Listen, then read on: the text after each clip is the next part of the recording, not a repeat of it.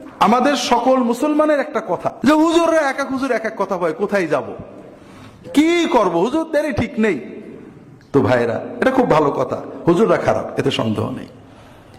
আপনি যখন আসরের নামাজের পরে বাজারে গেলেন থলেটা হাতে করে, আপনি মনে করেন মাছের দোকান, মাছের মার্কেটে অথবা গোশতের মার্কেটে বা আলুর মার্কেটে ঢুকলেন, প্রত্যেক দোকানদার ভাই আমার ভাই স্যার আসেন, স্যার আসেন, আমার কাছে ভালো আছে, আমার কাছে ভালো আছে, আমার অমুক জায়গার তমুক জায়গার বলতে থাকবে। আপনি যেহেতু এক এক দোকানদার এক এক কথা বলছে, আপনি থলে হাতে করে আস্তে করে বাড়ি চলে আসবেন। কি করব, দোকানদারে এক একজন এক এক কথা বলে, বাজার আর করব না। এরকম মানুষ কি বাংলাদেশে পাওয়া যাবে ভাই? যাবে না। আপনি কি করবেন, যে যাই বলুক আপনি প্রথমত দোকানদার চয়েস করবেন যে কোন দোকানে ঢুকবেন। দোকানে ঢুকলে হলো না, দোকানে ঢোকার পরে যখন দোকানদার, আপনি মোটামুটি ভালো দেখে একজন দোকানে ঢুকলেন, যে না আশা করা যায় ভালো মাল পাওয়া যাবে। দোকানদার কি করলো, একেবারে দাড়ির পাল্লাটা এরকম ঢুকিয়ে দিয়ে 3 কেজি আলু একবারে তুলে দিল। আপনি বললেন না নামান, আমি বেছে নেব। আপনি একটা একটা করে বেছে নেন, পেঁয়াজ, আলু, টমেটো, কাঁচামরিচ, মাছ আপনি বেছে নেন। আপনি দোকান যাচাই করার পরেও পণ্য যাচাই করেন, যাচাই ছাড়া পণ্য নেন না। কিন্তু আপনি আসরের পরে বাজারটা বাড়িতে দিয়ে মাগরিবের নামাজের সময় মসজিদে ঢুকলেন, আপনি নামাজ পড়ে কিছু জিকির করছেন অথবা নামাজের ভিতরে কিছু আমল করছেন। আপনাকে যদি বলা হয় যে আমল কোথায় পেয়েছেন, ও অমুক হুজুর বলেছে, আমলটা কিন্তু আপনি যাচাই করে নেননি। আপনি আলু যাচাই করেছেন, পেঁয়াজ যাচাই করেছেন, টমেটো যাচাই করেছেন, মাছ পর্যন্ত টিপে যাচাই করে একটা একটা করে আপনি দাড়ি পাল্লায় তুলেছেন। কিন্তু আপনার ওজিফা, আপনার জিকির, আপনার নামাজ, আপনার দোয়া, আপনার কুলখানি, আপনার ইসালে সোয়াব, আপনার ফাতেহা আপনি যাচাই করে নেন। হুজুর বলেছে আপনি করেছেন, সবাই করছে তাই করেছেন।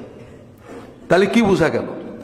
তাহলে বোঝা গেল ভাইরা, যে আপনার কাছে আলু, পেঁয়াজ, পটল, টমেটো, পুঁটি মাছের যে দাম আছে, আপনার ঈমান আমলের ওই দাম নেই।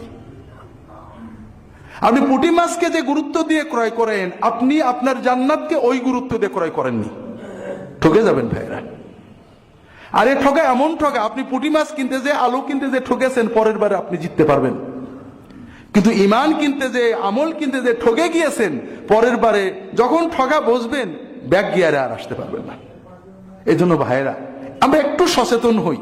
আল্লাহ রসুল সাথে আমাদেরকে সচেতন, আল্লাহ কোরআনে বলেছেন আল্লাযীনা ইয়াসতামিউনাল কাওলা ফায়াত্তাবিউনা আহসানা, যারা কথা শোনে, শুনেই মানে না, শোনার পরে যাচাই করে ভালো কথাগুলো মানে। আমিও যেটা বলবো যাচাই করতে হবে। ভাইরা, বড় কষ্ট লাগে। আপনারা আলু, পটল, পেঁয়াজ যাচাই করেন, একটা জমি কিনতে গেলে দলিল যাচাই করেন, ঔষধ কিনতে গেলে আপনারা কোম্পানি খোঁজেন। এখন ডাক্তার ওষুধ লিখে দিলে তাও কোম্পানি কি স্কয়ার নাকি কোন ফার্মা, কি ফার্মা, আর ভালো ওষুধ খোঁজেন। দুর্ভাগ্য, ঈমান আমল কিনতে গেলে আপনারা খোঁজেন না। ঈমান আমল সহি কি, সুন্দর কি, আমাদের কথার উপরে পুরো আস্থা রাখবেন না। নিজেরা টুকটাক যাচাই করবেন। যাচাই করার মাধ্যমে, হ্যাঁ, আপনি যখন 5 বার এক ডাক্তারের কাছে চিকিৎসা করাবেন, 5 বার এক দোকান থেকে মাল কিনবেন, যখন দেখবেন যে না মানের মাল দেয়, আপনি 10টা যাচাই করবেন, 2টো যাচাই ছাড়াও নিতে পারবেন। তবে চিন্তা থাকবে যে যে কেউ ভুল করতে পারে। এটা হলো আমাদের বাঁচার উপায় ভাইয়েরা। সমাজে প্রতারণা থাকবে, ধোঁকাবাজি থাকবে, সব ক্ষেত্রে আইনে আছে, কোর্টে আছে, রাজনীতিতে আছে, মার্কেটে আছে। কিন্তু তাই বলে তো আমি আমার ঈমানকে অবহেলা করতে পারি না। ভাইয়েরা, ঝিনাইদহ শহরে 1 কাঠা জমি কিনতে গেলে আপনারা কারোর কথার উপর বিশ্বাস করেন না। নিজেরা দলিল দেখেন, পিঠ দলিল দেখেন, মানে বর্তমান রেকর্ড দেখেন, আগের রেকর্ড দেখেন, সেই কতজন সাল বলে সেই সালের রেকর্ড দেখেন। এরপরে আবার রেজিস্ট্রি অফিসে খোঁজ নেন আগে কারোর বিক্রি হয়েছে কিনা। 2 লাখ টাকা, 5 লাখ টাকা, এই 5 লাখ টাকা দেওয়ার আগে আপনি কত যাচাই করেন, নিজে যাচাই করেন, উকিল দিয়ে যাচাই করেন, আবার নিজেও দেখেন, ভালো করে বোঝার চেষ্টা করেন, 2-4 জনকে দিয়ে যাচাই করেন। কিন্তু ভাইরা, জান্নাতের 1 কাঠা জমি কেনার জন্য কোনো যাচাই না করে মানুষদের হাতে ঈমানটা তুলে দেন।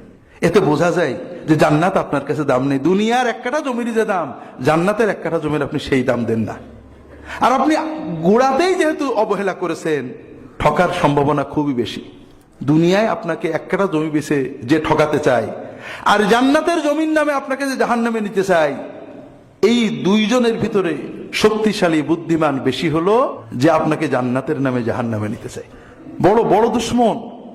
ইন্না শাইতানা লাকুম আদুউম মুবিন, সবচেয়ে বড় দুশ্মন, যে 24 ঘন্টা তার লক্ষ লক্ষ অনুসারীদেরকে নিয়ে আমাদেরকে জাহান্নামে নেওয়ার জন্য চেষ্টা করছে।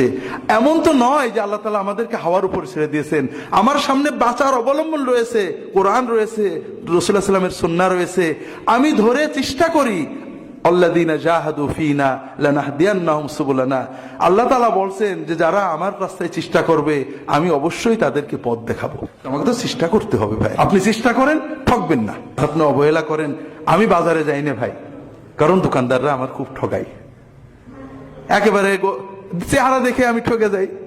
হুজুর হুজুর আসেন, হুজুর আমার কাছে ভালো আছে, দিয়ে দেয়। পাশে 72 দিন থাকলে বলে এটা নিয়েন, এটা এটা জন্ডিস আলা মাছ, এটা ক্যান্সার আলা মাছ, এটা ভালো না, এই স্যার ঠিক করে দাও। এই জন্য আমি ভয়ে বাজারে যাই না। তো ভাইরা, বাজারে একবার ঠকছি, অনেক ঠকছি জীবনে, কিন্তু এ ঠকাতে কিছু ক্ষতি হয় না।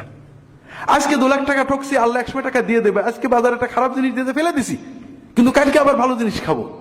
কিন্তু দুনিয়াতে আমল করছি, কিয়ামতে সে কঠিন দিনে যদি না পাই, সব হাওয়া হয়ে যায়, তাহলে এর চেয়ে কষ্ট আর থাকবে না। এই জন্য আমার অনুরোধ হলো ভাইয়েরা, যে সবকিছু নিজেরা যাচাই করার চেষ্টা করবেন। নিজেরা পারবেন না, যারা 5 জনকে প্রশ্ন করবেন, ভাই এটা কি কোথায় আছে, কোন হাদিসে, কোন কিতাবে, দেখান আমাকে। একজন বলবেন, একজন বলবে, আপনার ভিতরে একটা জ্ঞান এসে যাবে। মানুষ চেষ্টা করলে সব আল্লাহ দিয়ে দেন। আমরা পারি না এমন কিছু নেই। একসময় আমাদের দেশে পাওয়ার টিলার ছিল না, আমরা পাওয়ার টিলার ব্যবহার করছি। কাজে কোরআন হাদিস আমাদের দেশে আছে, নিজে পড়েন, না হলে যারা পড়ে তাদেরকে প্রশ্ন করেন, বোঝার চেষ্টা করেন, রাসূলুল্লাহ সাল্লাল্লাহু আলাইহি ওয়াসাল্লামকে সামনে রাখেন। আল্লাহ তাআলা আমাদের সবাইকে তৌফিক দান করুন, আমিন।